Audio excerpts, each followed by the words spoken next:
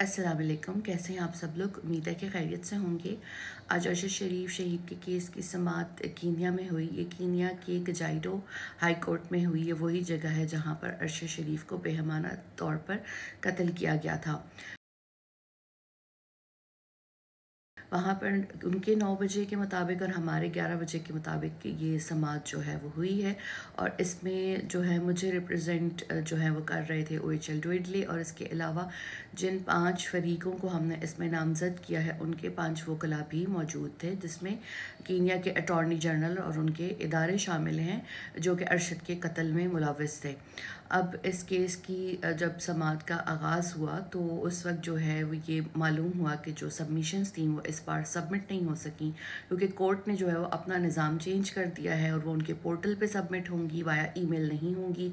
और इसके बाद जो है या तो वो बाय हैंड जो है वो कजाइडो हाई कोर्ट में जो है वो जमा करवाई जाएँ। अब ये जो केस है ये है HCCH PET E009 2023 Javeed Sadiq, wife of Arshad Sharif, and Kenya Union of Journalists and Kenya Correspondent Association versus Attorney General of Kenya and Director of Public Prosecution and other 3 institutions जो है वो इसमें नामजद हैं।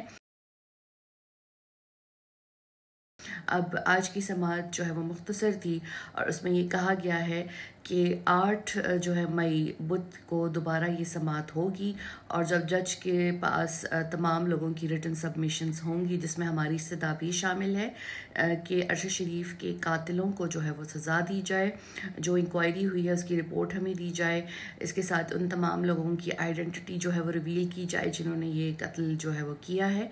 अरशद शरीफ के gadgets कहाँ हैं इस हवाले से जो है वो बताया जाए, और हुकूमत कीनिया हमारे ख़ानदान से जो है वो माफ़ी मांगे। इस पर जो है फिर वो कार्रवाई का आगाज़ होगा।